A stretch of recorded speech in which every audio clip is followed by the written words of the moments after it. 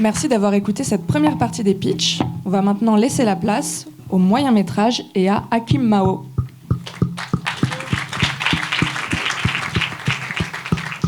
Bonjour et bravo à nos collègues de Talent en cours, vous avez fait un super boulot. Et donc avec Marlène, on a eu l'occasion pendant les sélections de découvrir plus d'une cinquantaine de projets et de plonger dans beaucoup de genres différents et donc de choisir ces 5 réalisatrices que vous allez découvrir ce matin et qui sont assez avancées mais néanmoins toujours en écriture et en développement à différents stades et qui sont en recherche de partenaires différents aussi, ils vont vous en parler mieux que moi. Et donc pendant ces quelques jours d'atelier, ça a été très très stimulant pour moi de plonger dans leur univers, dans ces 5 projets, ces 5 visions, ces 5 genres très singuliers. Et voilà, je suis très heureux qu'ils puissent vous les présenter ce matin avec leurs mots et leurs images. Vous aurez aussi l'occasion de poser vos questions après chaque pitch.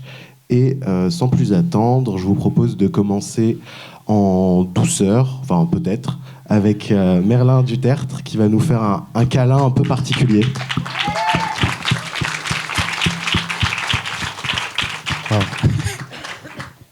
Bonjour tout le monde. Il y a vachement de monde. On m'entend bien, oui. Donc mon projet de film s'appelle donc Hardcore Câlin. Le film démarre tout de suite sur un câlin. Le premier plan, je veux que ce soit un câlin. Un gros câlin de groupe, vraiment, 5 adolescents et adolescentes dans une chambre d'ado. On n'entend presque rien autour, il n'y a pas de bruit, on entend leur respiration, on entend un peu les froissements des vêtements. En fait, c'est un câlin de retrouvailles. Nina, l'une de leurs amies, c'est un groupe d'amis d'enfance. Nina, une jeune fille qui a les cheveux très blonds, presque blancs. Elle revient de la clinique après une tentative de suicide, en fait, donc il la retrouve enfin. Et Nina les a fait venir dans sa chambre parce qu'elle veut leur lire sa lettre de suicide, la lettre qu'elle a écrite le soir de sa tentative. Et donc elle leur lit cette lettre où elle dit toute sa solitude, toute son incommunicabilité, son incapacité à se dire, à se révéler. Elle y dit qu'elle veut pleurer dans les yeux des autres. Pleurer dans les yeux des autres au sens de essayer de ne faire qu'un corps, d'essayer de tout partager vraiment le plus profondément possible. Pleurer dans les yeux des autres aussi au sens où elle a du mal à pleurer elle-même en fait. Elle peut pas se libérer elle-même.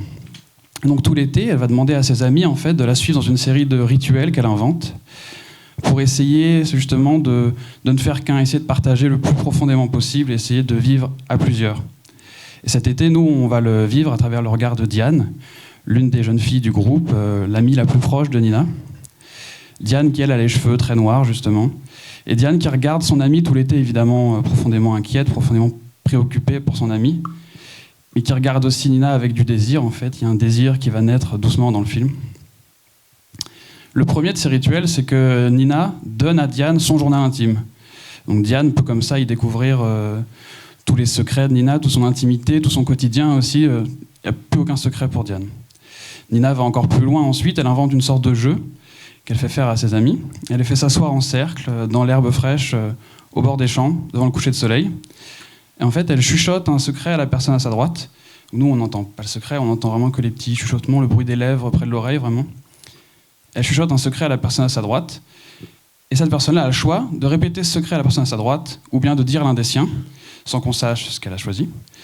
Et ainsi de suite, tout le long du cercle. Comme ça, justement, les secrets de Nina deviennent potentiellement ceux des autres. Son intimité se mélange à celle des autres.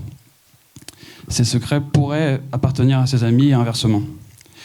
Ils continuent ensuite, quelques jours plus tard, ils vont se baigner dans le lac du village.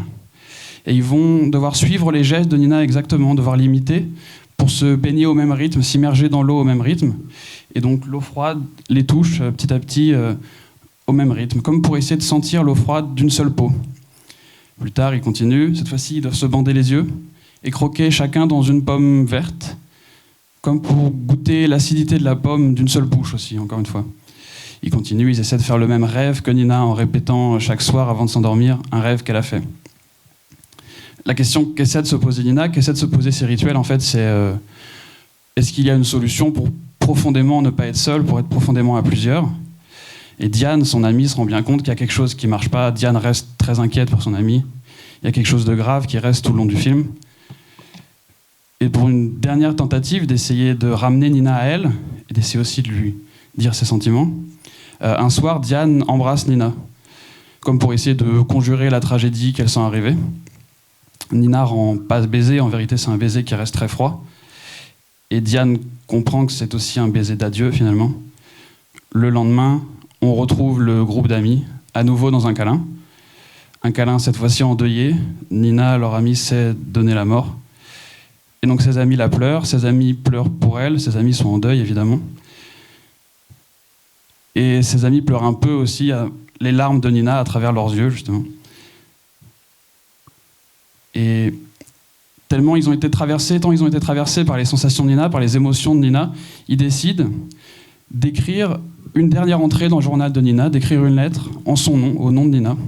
Et donc le film se conclut là-dessus, se conclut sur ses amis qui, en silence, ses amis qui, à 8 mains, écrivent avec leurs mots une lettre au nom de Nina. Ce film, moi, je voudrais réussir en fait à ce qu'il soit aussi doux que violent, et essayer que les mêmes gestes soient profondément doux, profondément paisibles presque, et profondément graves à la fois, quelque chose de très inquiétant qui vienne dans tout le film, qu'il y ait une violence sourde qui soit partout dans le film. Essayer que les mêmes gestes, la pomme, la baignade, ce sont des gestes très simples, assez doux, presque enfantins parfois, et les rendre profondément graves, inquiétants, violents. C'est un peu ce que j'ai essayé de faire dans mon film précédent, qui s'appelle Club Cauchemar, qu'on a tourné l'an dernier. C'est un film sur un groupe d'adolescents qui a une cérémonie pour essayer de dormir tous ensemble. En fait, c'est un film presque d'horreur, en tout cas un film un peu angoissant, sur une grosse sieste de groupe. Et là, je voudrais faire un peu ça, faire un film inquiétant, le plus inquiétant possible, sur un câlin, en vérité. Voilà, merci. Est-ce qu'on a déjà des questions pour Merlin dans la salle ? Est-ce que, peut-être pour commencer, tu peux nous en dire un peu plus sur ce groupe et s'il y a d'autres personnages dans ton projet de moyen-métrage ? Ouais. Le groupe, ils sont 5. C'est ce que il y a 3 filles, 2 garçons, tous du même âge, à peu près 17 ans. La fin du lycée, quoi, en gros, c'est ça l'idée. Et non, il n'y a aucun autre personnage. Ça, c'est un vrai choix important pour moi, qu'il n'y ait pas de parents, qu'il n'y ait personne autour, qu'on se concentre que sur ce groupe-là, que sur les 5 qu'on voit dès le premier plan dans le câlin. Et même, je voudrais qu'il n'y ait pas de figurants dans le film, qu'on voit personne dans le village, qu'il n'y ait pas de voiture qui passe, un peu que le monde s'arrête autour d'eux, en fait. J'aimerais bien me dire qu'on construit le film comme un câlin, et un câlin, ça va vers l'intérieur, en fait. C'est une forme qui se replie comme une spirale, et essayer de me dire que tout ce qui est autour du câlin est en pause, ça ne nous intéresse pas, et qu'on regarde profondément le câlin, et le câlin regarde vers Nina, même. Et donc, ouais, je voudrais qu'il n'y ait personne autour, pas d'autres personnages, et même pas de figurants, pas de monde autour, en vérité, quoi. Seul au monde. Exactement. Et du coup, on avait une question. Allez-y. Oui, bonjour. Je vous vois pas du tout, mais... Ok, je crois que je vous vois. Je voulais vous demander comment vous avez eu l'idée de ce sujet-là. Je sais pas trop. La première chose, je sais plus, je me souviens que j'avais vu une peinture où il y avait plein de couleurs, parce que je voudrais que le film soit très coloré aussi, ça c'est une vraie importance pour moi. Et la première scène qui est venue, c'est la scène des secrets, un peu au bord des champs. Et j'avais cette image qui m'obsédait un peu de chuchotements que nous on n'entend pas, qui font qu'il y a forcément du mystère, qu'on se demande ce qui se passe. Et j'imaginais des gens que ça se répétait des secrets, petit à petit c'est devenu un jeu, un peu pour moi, comme une façon d'être à plusieurs. Puis ensuite, il y a eu une période où j'étais un peu obsédé par l'idée de journal intime, de l'aide aussi, les scènes de lecture. Je sais pas, il y avait quelque chose qui m'intéressait comme ça. Je saurais pas dire vraiment comment l'idée est venue, mais petit à petit, c'est devenu... ces 2 idées-là sont accordées, je me suis rendu compte qu'il y avait quelque chose en commun, dans l'idée de suicide, dans l'idée de se révéler, dans l'adolescence aussi, le besoin de vivre à plusieurs. Et petit à petit, en travaillant, c'est devenu une vraie histoire, quoi. Voilà. Est-ce qu'on a une autre question dans la salle ? Oui, si vous voulez bien. Ouais, vous avez le micro, super. Bonjour. Alors Bonjour. déjà, j'aime beaucoup votre idée. Et est-ce que vous avez voulu créer un contraste entre la lettre de Nina, dans laquelle elle dit qu'elle se plaint de sa solitude, mais tout le long du film, comme vous le dites par exemple avec la séquence que vous voulez faire dans le lac, comme quoi elle ressent toute la même chose, comme si ça formait qu'une seule personne. Est-ce que ce serait pas un contraste entre elle se plaint d'être toute seule, mais tout le film, elle fait en sorte de faire qu'un, un peu? Oui, je sais pas si contraste c'est le mot que je voudrais employer, mais en tout cas c'est vraiment exactement l'idée du film, c'est qu'elle se plaint justement d'une solitude profonde, au point que pour y remédier, ils ont besoin d'inventer des solutions les plus profondes, les plus extrêmes aussi, des rituels un peu absurdes, pour essayer d'être 100% ensemble. Et dans le film, en vérité, il n'y a aucune scène où Nina n'est seule. C'est un film vraiment sur un groupe. un groupe qui essaie justement de conjurer la solitude de l'une de ses membres. Ouais. Donc il y a un contraste là-dedans, oui, un petit peu. Voilà. Bonjour. Je me demandais, le groupe d'adolescents que vous avez choisi, est-ce que c'est un groupe d'amis de base ou c'est juste des comédiens que vous allez regrouper ? Dans la vraie vie, vous voulez dire ouais, c'est des comédiens qu'on va regrouper. Il y en a Nina et Diane, je sais qui je voudrais que ce soit, mais je leur ai pas demandé, donc je vais pas le dire. Les autres, non, ce sera du casting, il faudra voir qui on rencontre, qui fonctionne bien. Les autres personnages, en vérité, ils sont assez secondaires. En vérité, c'est surtout des corps qui vous intéressent, des voix, des façons d'être au monde, plutôt que des comédiens très professionnels. Donc le casting, je pense que ça va être intéressant justement d'essayer de, sur mon film précédent, c'est ce qu'on a fait aussi, de créer un groupe qui fonctionne aussi, où ça se voit que les gens ont envie d'être ensemble, où ça fonctionne, que c'est crédible, un groupe d'adolescents qui s'apprécient, qui a envie de partager des choses. Et c'est plus ça au casting qui va nous intéresser, je pense, c'est faire un groupe qui va boire un verre ensemble à la fin du tournage un peu, quoi. Pas faire un groupe que de cinéma, quoi. On voit d'autres personnages dans le film, des adultes, d'autres adolescents, où on est absolument complètement isolé qu'avec ce groupe et c'est les seuls personnages qu'on verra à l'écran pendant tout le film. C'est ça, ouais, c'est ce que je disais. Je voudrais qu'il n'y ait aucun autre personnage, et même pas de figurant, même pas de voiture. Je me disais un peu, mais ça c'est peut-être un peu extrême, limite pas d'oiseaux qu'on entend, genre qu'il y a un peu un truc. Et dans tous les plans, ils sont là, quoi. Je veux pas de plan de décor. Donc ils sont dans un monde désolé, en fait. C'est ça, ouais, un monde qui s'arrête un peu pour ça. Je veux que ce soit presque un studio de cinéma, en fait, un peu. Il n'y a que nos acteurs et ensuite des décors. Voilà. Ah, on a une question devant de la part du jury, donc on va peut-être commencer par... Bonjour. C'est un peu la continuation d'une des questions, là. Elle se sent seule, mais elle est hyper entourée. Donc il y a d'autres raisons à son désespoir. Parce que c'est un peu paradoxal. Les autres, ils font exactement tout ce qu'elle veut.